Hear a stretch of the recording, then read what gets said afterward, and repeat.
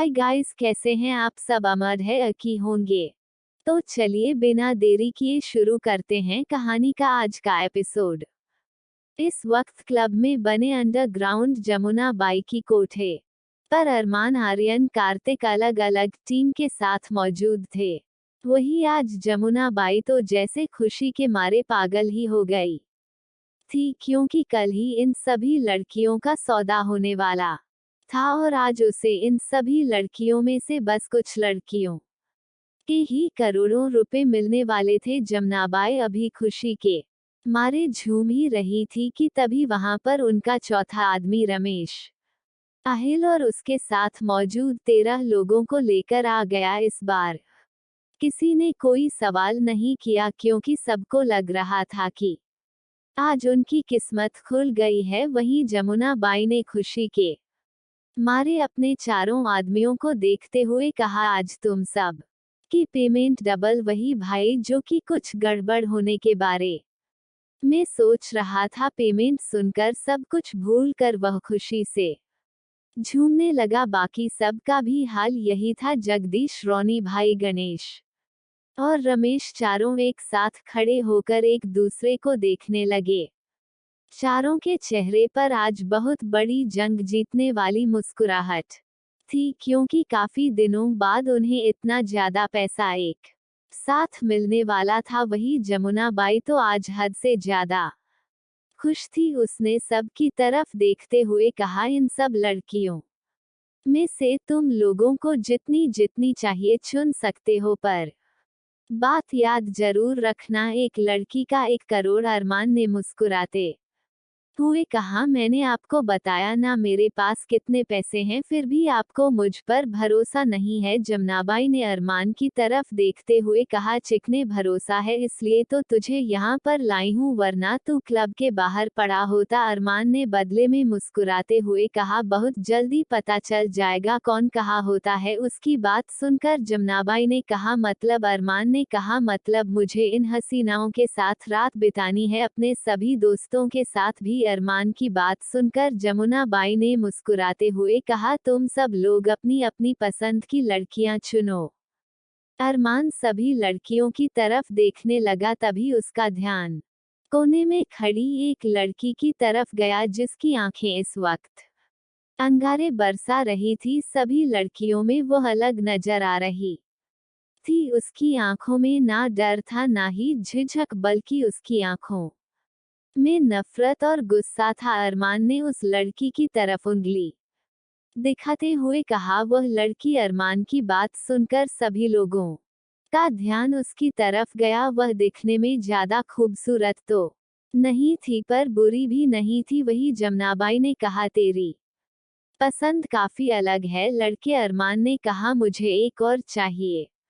इतना कहकर अरमान ने फिर से देखा। उसे एक और लड़की नजर आई, जिसकी आंखें भी उसी लड़की की तरफ गुस्से से सभी लोगों को घूर रही थी, जैसे वह अभी के अभी इन सब लोगों को जान से मार डाले। अरमान ने कहा, वह लड़की। जमुनाबाई ने दोनों लड़कियों को इशारा करते हुए कहा, तुम दोनों इधर आओ। पर दोनों लड़की अपनी जगह से 1 इंच भी नहीं है। ये देखकर जमुनाबाई ने गुस्से से कहा, अगर 1 मिनट के अंदर अंदर तुम दोनों मेरे पास नहीं आई तो तुम दोनों का वह हाल करूंगी कि तुम दोनों किसी को मुंह दिखाने लायक नहीं बचोगे। उस लड़की ने गुस्से से कहा, वैसे भी आज नहीं तो कल मरना ही है, तो तुम अभी मार डालो मुझे। उस लड़की की बात सुनकर दूसरी लड़की ने भी हिम्मत करते हुए कहा, मुझे भी मार डालो, क्योंकि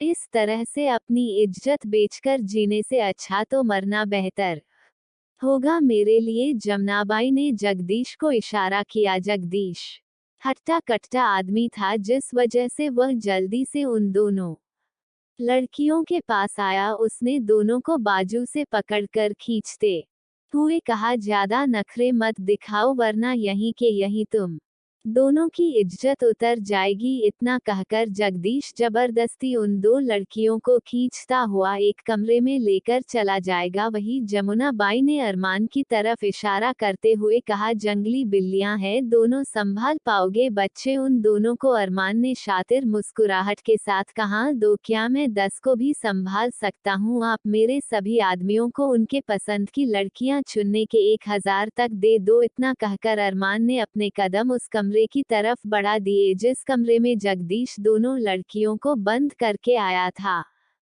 धीरे धीरे वहां पर मौजूद हर एक इंसान ने अपने लिए दो लड़कियां चुनी और उनके साथ कमरे में चले गए। वहीं अरमान जिस कमरे में मौजूद था उस कमरे में वह दोनों लड़कियां अपनी किस्मत को कोसते हुए लगातार रह रही थी। अरमान जैसे ही कमरे के अंदर आया, एक पल के लिए वह दोनों लड़कियां अरमान के हैंडसम चेहरे को देखकर उसमें खो गई, पर यह महसूस होते ही कि यह कोई जिस्म का सौदागर है जो उनके जिस्म को खरीदने आया है। दोनों लड़कियों की आंखों में नफरत भर आई। इससे पहले कि वह दोनों कुछ कह दिया करती, अरमान ने कहा, मुझे तुम दोनों की मदद चाहिए। दोनों लड़कियों ने नफरत भरी आवाज में कहा, कौन सी मदद? हमारी इज्जत के साथ खेलना चाहती हो ना तो खेल क्यों नहीं रहे? वैसे भी हमारी जिंदगी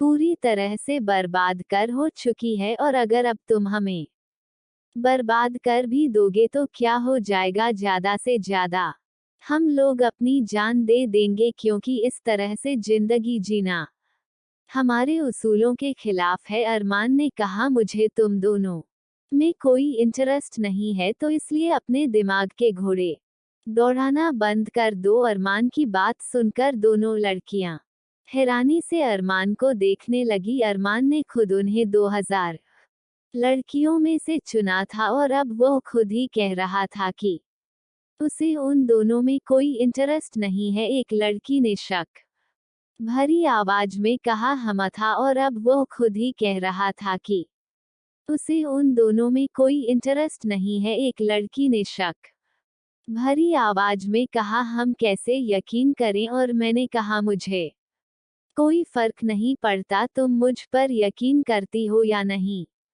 बस इतना जान लो कि मैं यहाँ से तुम सब लोगों को निकालने के लिए आया हूँ, और जो आदमी बाहर मौजूद थे वह सभी इसी काम के लिए आए हैं। हमने तुम सब में से उन लड़कियों को चुना जिनकी आंखों में बगावत नजर आ रही थी, ताकि तुम सब लोग हमारी मदद कर सकूं। अरमान की बात सुनकर एक लड़की ने रोते हुए कहा, क्या आप सच में हमारी मदद करने वाले हैं?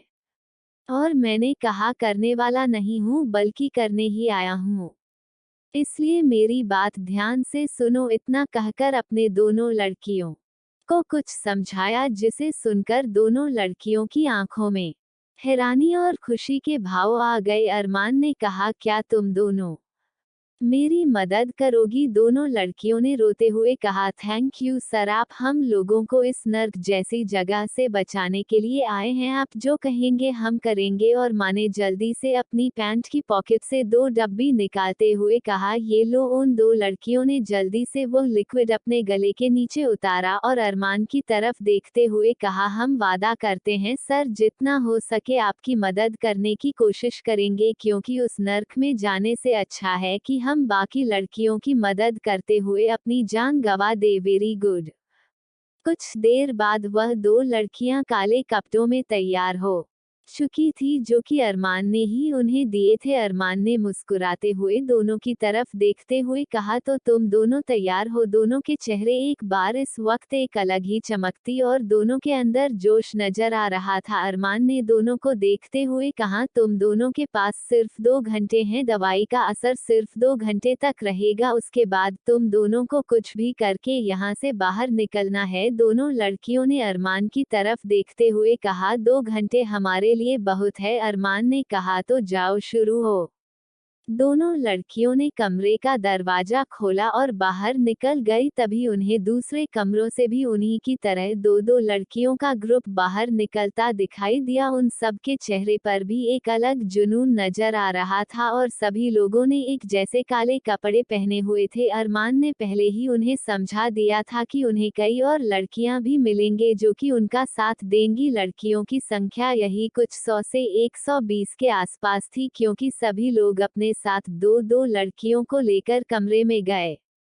सभी लड़कों ने एक दूसरे को आंखों ही आंखों में इशारा किया और अपने अपने काम पर चले गए। कुछ देर बाद जमुना बाई, जो कि अपने बड़े से कमरे में मजे से अपने सारे साथियों के साथ ड्रिंक कर रही थी, क्योंकि आज उसकी काफी अच्छी कमाई हो गई थी। 100 लड़कियों के उसे 100 करोड़ मिले थे, वह भी सिर्फ एक रात। तभी उन सभी के कानों में किसी के जोर जोर से चिल्लाने की आवाज आई। जमुना बाई इस वक्त नशे में चूर थी और उसके चारों आदमी, गणेश, रानी, जगदीश, रमेश, चारों नशे में चूर थे। इस तरह के चिल्लाने की आवाज सुनकर जमुना बाई ने गुस्से से कहा, कौन है जो इतनी खुशी के दिन भर परेशान कर रहा है? गणेश नशे भरी आवाज में कहने लगा, लगता है उन लोगों को और भी चाहिए। गणेश की बात सुनकर जमुना बाई की आंखों में चमक आ गई। जमुना बाई ने कहा, तो मेरा मुंह क्या देख रहे हो, जाकर दरवाजा खोल। जैसे ही गणेश ने दरवाजा खोला, उसके मुंह पर एक पंच आकर लगा। उसने हैरानी से अपने सामने देखा तो यह वही लड़की थी जिसे वह अरमान के कमरे में छोड़ कर आया था, पर इस वक्त ये लड़की पूरी तरह से बदली हुई नजर आ रही थी। कुछ देर पहले पंजा मारने को झपटने वाली लड़की इस वक्त एक घायल शेरनी लग रही थी, जो किसी भी वक्त गणेश का शिकार कर सकती थी। कुछ ही देर बाद लगातार जमुना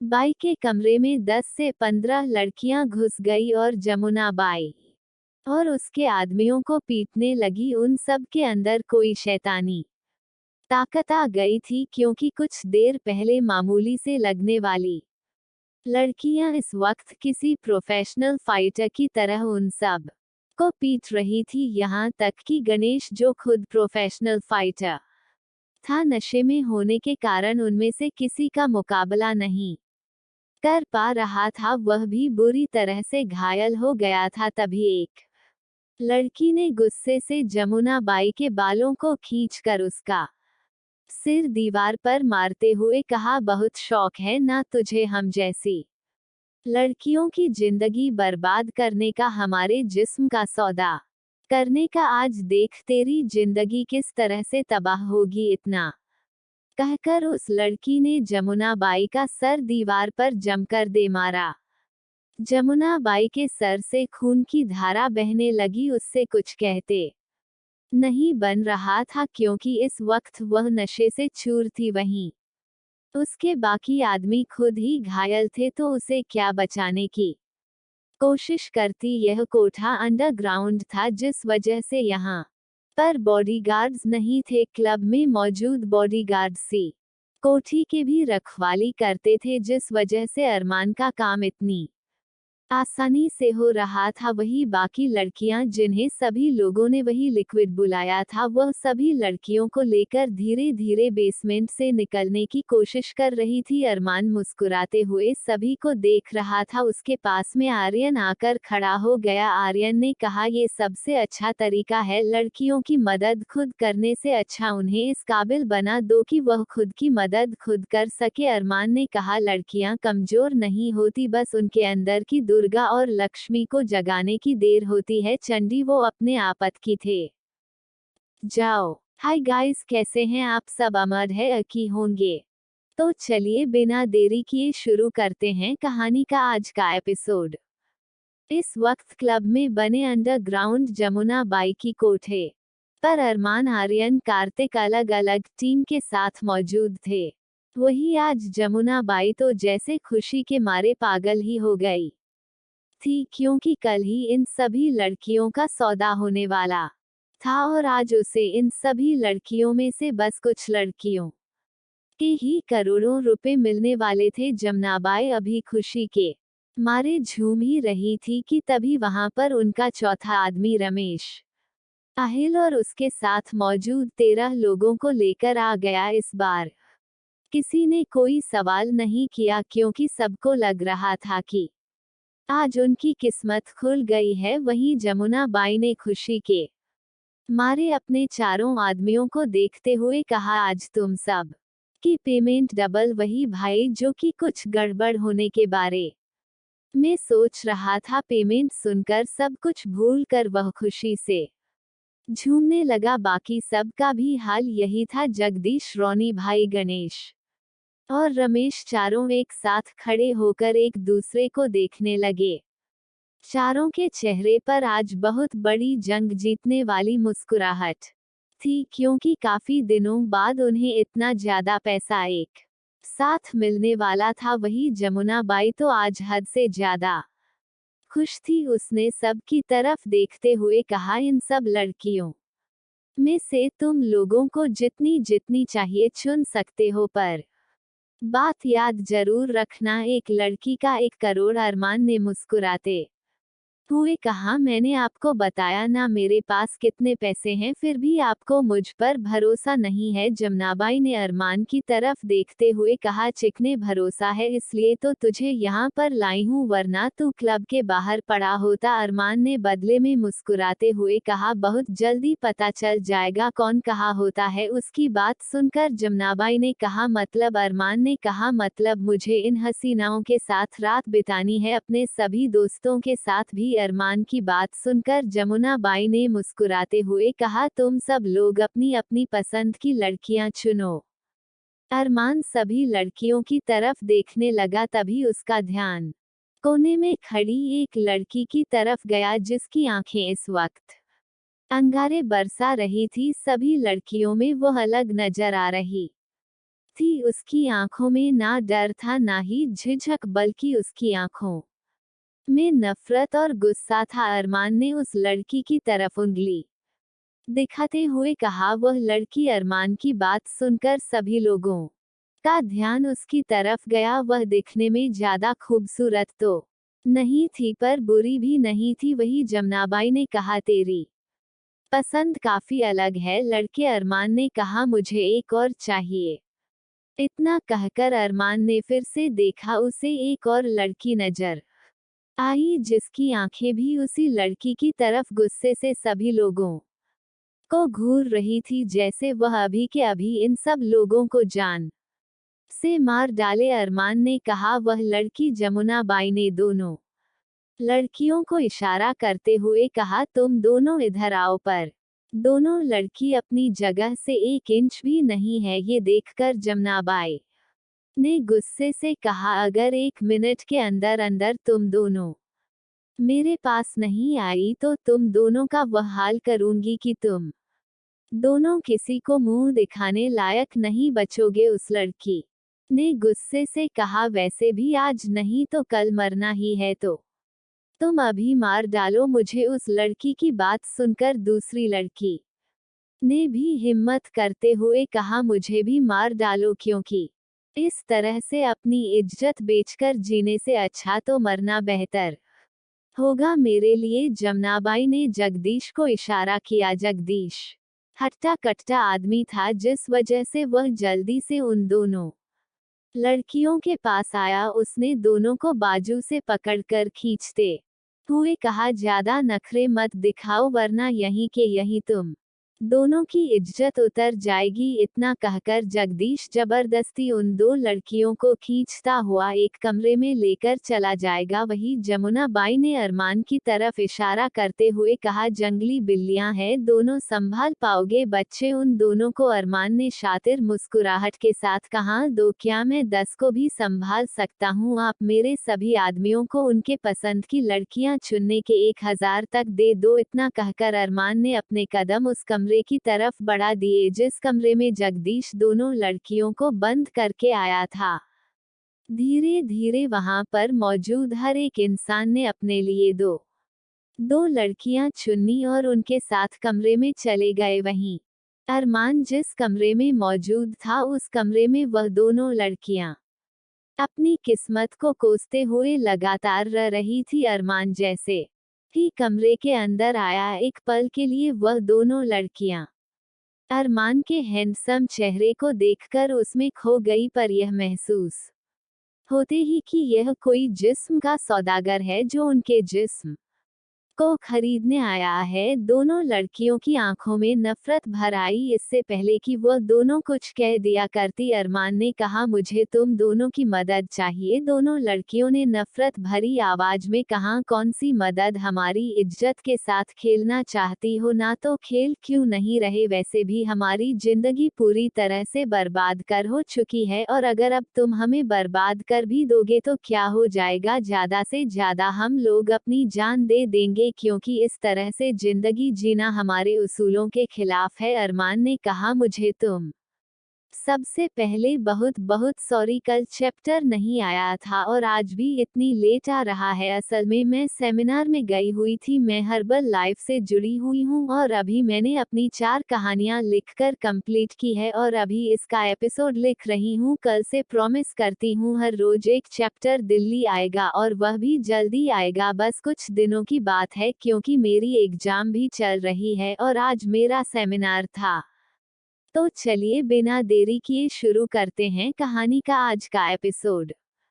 आधी रात को अरमान राठौड़ मेंशन पहुंचा। अब तक सब लोग सो चुके थे। अरमान काफी परेशान नजर आ रहा था, उसके चेहरे पर ठंडे एक्सप्रेशन थे। वह बिना किसी चीज पर ध्यान दिए सीधा ऊपर अपने कमरे में चला गया। जैसे ही उसने कमरे में देखा उसकी एंजल किसी मासूम सी परी की तरह आराम से सो रही थी। उसके हाथ में एक बड़ा सा पिलो था जिसे वह गले लगा कर सो रही थी। अरमान ने घड़ी में टाइम देखा, इस वक्त रात के 12 बजे हुए थे। अरमान ने अपनी शर्ट को निकालकर साइड में फेंका और सीधा अपने कदम बेड की तरफ बढ़ाने लगा। इस वक्त उसके चेहरे के एक्सप्रेशन काफी अजीब थे और उसे देखकर ऐसा लग रहा था जैसे वो काफी ज्यादा परेशान और इरिटेट हो। वही सुकून जो आराम से सो रही थी अचानक से उसे अपनी बॉडी पर कुछ रेंगता हुआ महसूस हुआ। उसने धीरे से अपनी आंखें खोलकर देखा तो अरमान उसके गले पर किस कर रहा था। उसने अरमान की तरफ देखकर घूरते हुए कहा क्या कर रहे हो मिस्टर हैंडसम। अरमान ने एक नज़र सुकून की तरफ देखा और फिर से उसके गले पर चूमने लगा। सुकून ने फिर से उसे खुद से दूर करने की कोशिश की। अभी भी उसकी आंखें नींद से भरी हुई थी पर अरमान जैसे उसकी कोई बात सुनने के मूड में नहीं था। अरमान लगातार उसके गले और कॉलर बोन पर किस कर रहा था और एक हाथ से उसकी बॉडी को सहला रहा था। अब सुकून भी हल्की हल्की सिसकियां भरने लगी थी क्योंकि अरमान काफी प्यार से उसे चूम रहा था जिस वजह से वह खुद को मदहोश होने से नहीं रोक पा रही थी। सुकून सिसकियां लेते हुए कहा मिस्टर हैंडसम क्या कर रहे हो आप। अरमान ने मदहोशी भरी आवाज में सुकून के गाल पर किस करते हुए कहा angel I am restless let me love you. Arman की बात सुनकर स्कूल हैरानी से अरमान को देखने लगी। इससे पहले कि वह कुछ कहती है सोच पाती अरमान ने झटके से उसकी टी शर्ट को निकाल कर फेंक दिया और सुकून की बॉडी पर चूमने लगा। सुकून आप समझ गई थी कि अरमान अब रुकने वाला नहीं था। सुकून को बहुत नींद आ रही थी पर अरमान उसे सोने नहीं दे रहा था। अरमान का हाथ उसकी पूरी बॉडी पर चल रहा था जिस वजह से सुकून ना चाहते हुए भी सिसकियां ले रही थी। सुकून की सिसकियां पूरे कमरे में गूंज रही थी जिसे सुनकर अरमान और सादा एक्साइटेड हो रहा था। अरमान का एक हाथ सुकून की कमर को सहला रहा था और दूसरे हाथ से अरमान सुकून की चेस्ट को धीरे धीरे प्रेस कर रहा था। सुकून सिसकियां लेते हुए अरमान का नाम ले रही थी। अरमान उसके होठों को लगातार चूम रहा था। काफी देर तक उसके होठों को चूमने के बाद सुकून की तरफ देखा जिसका चेहरा पसीने से भीग गया था, जिसका मतलब था कि वह खुद को कंट्रोल करने की कोशिश कर रही है, जिसे देखकर अरमान के चेहरे पर मुस्कुराहट आ गई। अरमान ने आगे बढ़कर सुकून के होठों पर किस करते हुए कहा मुझे तुम्हारी आवाज सुननी है एंजल, प्लीज खुद को मत रोको मुझे। तुम्हारी बहुत जरूरत है। अरमान की आवाज में दर्द था जिसे महसूस करके सुकून ने अरमान के चेहरे की तरफ देखा जिस पर आज कुछ अलग ही इमोशन नजर आ रहे थे। अरमान की बात सुनकर सुकून ने खुद को कंट्रोल करना छोड़ दिया और वह कि अरमान का पूरा साथ देने लगी। उसका एक हाथ अरमान की बालों में चल रहा था और दूसरे हाथ से वह अरमान की पीठ पर सहला रही थी। अरमान एक्साइटेड होकर सुकून की पूरी बॉडी को चूम रहा था। अरमान ने धीरे से सुकून की ब्रा को भी उसकी बॉडी से अलग करके भेज दिया और उसके चेस्ट पर किस और बाइट करने लगा। सुकून अब आउट ऑफ कंट्रोल हो गई थी और अरमान की भी यही हालत थी। अरमान धीरे धीरे नीचे बढ़ रहा था। उसने एक नज़र सुकून की तरफ देखा और सुकून के पेट पर चूमने लगा। उसका हाथ धीरे से सुकून की शॉर्ट्स के अंदर गया जिसे महसूस करते ही सुकून की सांस बढ़ने लगी और वह अपने हाथों में चद्दर को भरकर मुट्ठी कसने लगी। साथ में वह अपनी कमर को उठाने की कोशिश भी कर रही थी पर मैंने एक हाथ से उसकी कमर को पकड़ा हुआ था जिस वजह से वह कमर को नहीं उठा पा रही थी।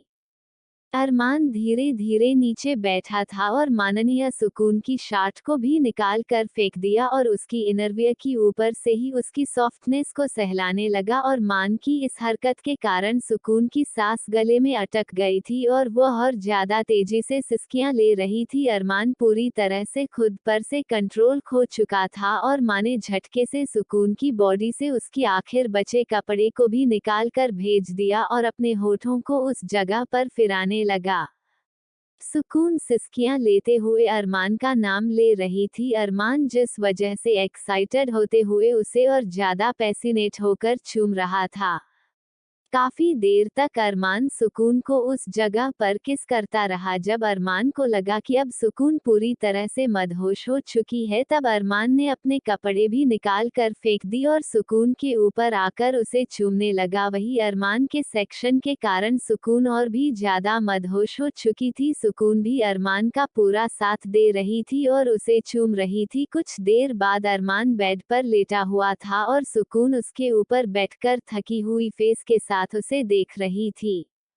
अरमान ने सुकून की तरफ देखकर आहें भरते हुए कहा, एंजल, मुझे तुम्हारी जरूरत है। सुकून ने कहा, अब हमारे हाथ दुख रहे हैं मिस्टर हैंडसम। अरमान ने कहा, पर मुझे तुम्हारी जरूरत है। सुकून ने थकी हुई नजरों से अरमान को देखा और फिर से अरमान को सेटिस्फाई करने लगी। कुछ देर बाद सुकून निढाल होकर अरमान के ऊपर गिर गई। इस दोनों में से किसी के भी बॉडी पर एक भी कपड़ा नहीं था और मैंने सुकून को बाहों में भरा और उसे सीने से लगाकर उसके माथे को चूम लिया। अरमान की आंखों में नींद नहीं थी। वही सुकून थककर आराम से उसके सीने पर सर रखकर सो गई थी। अरमान के दिमाग में एक ही चीज घूम रही थी जिसे याद करके अरमान के चेहरे पर चेहरे की मुस्कुराहट थी। अरमान ने मुस्कुराते हुए सुकून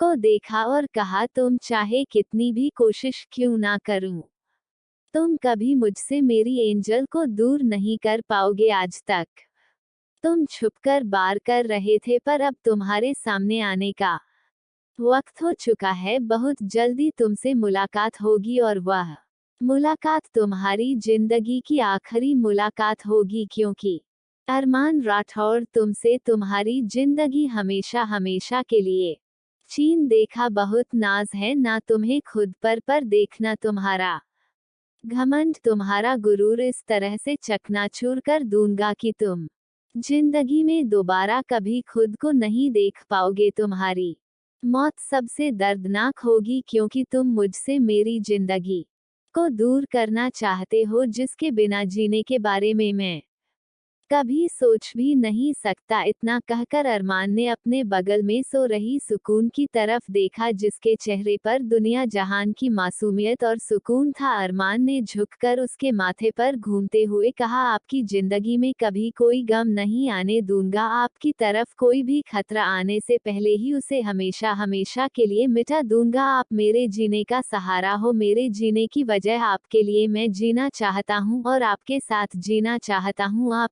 मेरी एंजल हो और हमेशा मेरी ही रहोगी। इतना कहकर अरमान ने फिर से सुकून के माथे पर चूमा और उसे गले लगाकर सो गया।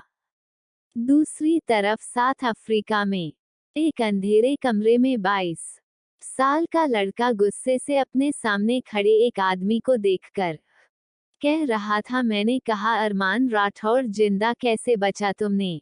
खुद कहा था कि तुमने अपनी आंखों के सामने उसकी लाश देखी है, पर अरमान राठौड़ जिंदा भी है और सही सलामत भी है। उस लड़के की बात सुनकर उसके सामने खड़े आदमी, जिसकी उम्र 40 से 45 साल के आसपास होगी, उसने डरते हुए कहा, बॉस इसके बारे में हमें कुछ नहीं पता, हम सबको यही खबर मिली थी कि अरमान राठौर मर चुका है। उस लड़के ने गुस्से से चिल्लाते हुए कहा, तो फिर क्या अब जो दुनिया के सामने आया है वह अरमान राठौर का भूत है? उस लड़के की बात सुनकर उस आदमी के मुंह से कोई जवाब नहीं निकल रहा था, क्योंकि वह आदमी जानता था ये लड़का एक नंबर का सनकी है। अगर इसका दिमाग खराब हो गया तो ये किसी की जान लेने से पहले एक बार भी नहीं सोचेगा, और उस आदमी को इस पागल सनकी लड़के के हाथों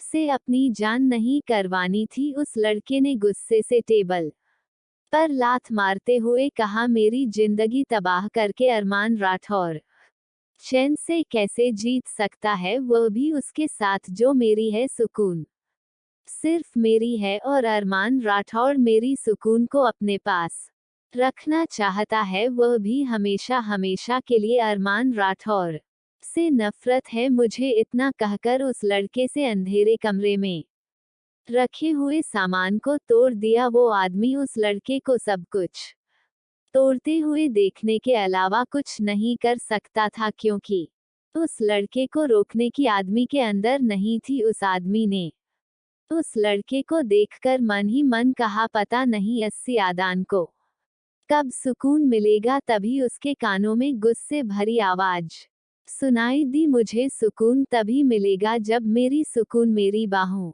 में हमेशा हमेशा के लिए मेरे पास होगी। उस लड़के की बात सुनकर उस आदमी के चेहरे पर हैरानी और परेशानी नजर आने लगी। उसके एक्सप्रेशन देखकर उस लड़के ने शैतानों की तरह हंसते हुए कहा, मुझे माइंड रीडिंग आती है, तुम्हें क्या लगता है तुम जो कुछ भी सोच रहे थे उसके बारे में मुझे नहीं पता? चाहे मुझे कोई कुछ भी क्यों ना करे, पर सुकून सिर्फ मेरी है, सिर्फ और सिर्फ मेरी। इतना कहकर वह आदमी शैतान की तरह उस काली कुर्सी पर जाकर बैठ गया। इस वक्त उस अंधेरे कमरे में वह शैतानों का राजा लग रहा था। उसके सामने खड़े आदमी ने अपना सर झुकाते हुए कहा, सर हम कोशिश कर रहे हैं ये जानने की अच्छी अरमान राठौर कैसे बचा। उस लड़के ने गुस्से भरी आवाज में कहा, तुम्हारे पास कल सुबह तक का समय है, अगर उससे पहले तुमने मुझे ये सब पता करके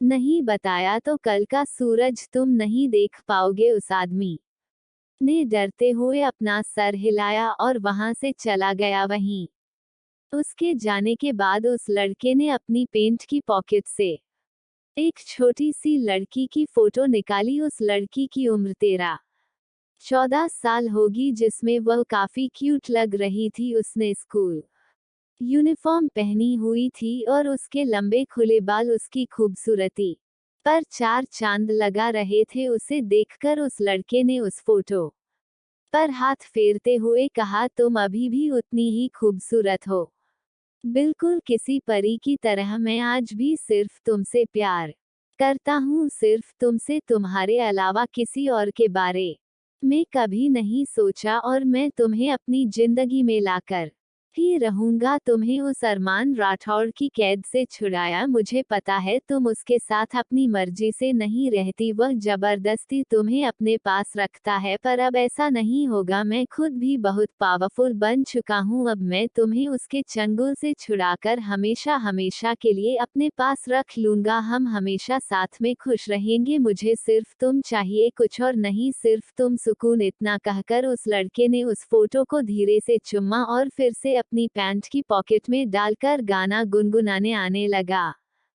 हमें तुमसे प्यार कितना, ये हम नहीं जानते, मगर जी नहीं सकते तुम्हारे बिना। हमें तुमसे प्यार कितना, ये हम नहीं जानते, मगर जी नहीं सकते तुम्हारे बिना। इतना कहकर वह लड़का शैतानों की तरह हंसने लगा। उसने हंसते हुए कहा, सुकून कपूर, बहुत जल्दी तुम मेरे पास मेरी बाहों में होगी, हमेशा हमेशा के लिए। और अरमान राठौड़ तुम्हारी यादों में तड़पेगा। उसने मुझे तुमसे अलग किया था ना, अब उसी की वजह से तुम मेरी जिंदगी में आओगी, वह भी हमेशा के लिए। और अरमान राठौड़ तुम्हारी यादों के सहारे तिल तिल कर तड़पेगा, और मैं उसे इतना तड़ा पाऊंगा कि वह खुद अपनी मर्जी से अपनी जान दे देगा। आरजू का रूम। आरजू मजे से सो रही थी, तभी उसे अपने ऊपर कुछ रेंगता हुआ महसूस हुआ। उसने धीरे से उस चीज को साइड में धक्का देने की कोशिश की, पर शायद कोई भारी भरकम चीज उसके ऊपर थी, जिस वजह से वो उसे हटा नहीं पा रही थी। नींद में ही आरजू ने मुंह बनाकर कहा, कौन है? तभी उसे अपने होठों पर किसी के होठों का एहसास महसूस हुआ। उसने झटके से अपनी आंखें खोली तो देखा कार्तिक उसके ऊपर था और उसे चूम रहा था। कार्तिक को अचानक से आधी रात को अपने कमरे में देखेगा, आरजू ने लगभग चिल्लाते हुए कहा, तुम यहाँ क्या कर रहे हो? वही कार्तिक जो उसे किस करने में मशगूल था, उसे इस तरह से चिल्लाता देख उसने गुस्से से घूरकर आरजू को देखते हुए कहा, कीर्तन करने आया हूँ। आरजू तो पहले ही नींद में थी। कार्तिक की बात सुनकर उसने गुस्से से कार्तिक को घूरते हुए कहा, मैं तुम्हें पागल नजर आ रही हूँ जो तुम्हारी बात को सच मान लूंगी? तुम आधी रात को मेरे कमरे में कीर्तन करने आए हो? आरजू की बात सुनकर कार्तिक ने उसे घूरते हुए कहा, बेवकूफ लड़की, अगर आधी रात को मैं तुम्हारे कमरे में आया हूं तो इसका मतलब यही है ना कि मुझे तुम्हारे साथ रोमांस करना है? तो फिर तुम मेरे से यह सवाल क्यों पूछ रही हो? वही आरजू जोगी कार्तिक का सवाल सुनकर हैरान हो गई थी। अचानक से उसने कार्तिक को घूरते हुए कहा, तुम्हें रोमांस करने के लिए रात के 12 बजे कारी समय मिला, कल भी तो कर सकते थे। बिना वजह तुमने मेरी नींद खराब की। कितने अच्छे सपने में सो रही थी? आरजू ने मुंह बनाकर कहा। आरजू की बात सुनकर कार्तिक ने आरजू को घूरते हुए कहा, अच्छा तो क्या देख रही थी सपने में? आरजू ने शरारती मुस्कुराहट के साथ कहा, अपने सपने में मैं अपने राजकुमार को देख रही थी जो घोड़ी पर मुझे लेने आया था। आरजू की बात सुनकर कार्तिक ने मुस्कुराते हुए कहा, अच्छा तो मैं घोड़ी पर कैसा लग रहा था? कार्तिक की बात सुनकर आरजू ने हंसते हुए कहा, तुमसे किसने कहा कि घोड़ी पर तुम थे? आरजू की बात सुनकर कार्तिक ने उसे घूमते हुए कहा, तुम्हारे लिए घोड़ी पर सिर्फ मैं आऊंगा तो फिर घोड़ी पर मेरे अलावा और कौन हो सकता है? और सुने शरारती मुस्कुराहट के साथ कहा, पर मैंने तो किसी और को देखा, कोई बहुत हैंडसम सा लड़का जो घोड़ी पर आया और मुझे लेकर चला गया। आरजू की बात सुनकर कार्तिक ने गुस्से से उसे बेड पर धकेला और उसके ऊपर आकर उसे गुस्से से चूमने लगा। आरजू जो कि कार्तिक के साथ मजाक करने के मूड में थी, अचानक से उसके होठों पर तेज दर्द हुआ, क्योंकि कार्तिक उसके फोटो को चबा रहा था। कार्तिक किस कम कर रहा था पर कार्ड ज्यादा रहा था उसे। आरजू के मुंह से ये सुनकर कि कोई और लड़का उसे अपने साथ घोड़ी पर बैठा कर ले गया, इतना गुस्सा आया कि वह खुद को कंट्रोल नहीं कर पा रहा था। वही आरजू ने मन ही मन रोते हुए कहा, क्या जरूरत थी सोते हुए शेर को जगाने की? अभी राक्षस मुझे रात भर नहीं सोने देगा। वही आरजू ने जो कुछ भी सोचा था वही सही हुआ। कुछ ही देर बाद दोनों के कपड़े बैठ के नीचे पड़े हुए थे और कार्तिक आरजू की पूरी बॉडी को चूम रहा था, पर उसकी किस में इस बार प्यार कम और गुस्सा ज्यादा नजर आ रहा था। आरजू ने खुद ही अपने पैर पर कुल्हाड़ी मार ली थी, तब भुगतना भी उसे ही था। वही कुछ देर बाद जब कार्तिक को लगा कि अब आरजू के अंदर बिल्कुल भी एनर्जी नहीं बची है, तब उसने आरजू को छोड़ा। कार्तिक के छोड़ देगी आरजू लंबी लंबी सांसें लेकर उसे गुस्से से घूरने लगी। वही कार्तिक ने मुस्कुराते हुए उसे सीने से लगाया और उसे गले लगा कर लेट गया। कुछ देर बाद आरजू भी उसे गले लगा कर सो गई। आज के लिए बस इतना ही। प्लीज चैनल को subscribe and like comment share जरूर करें।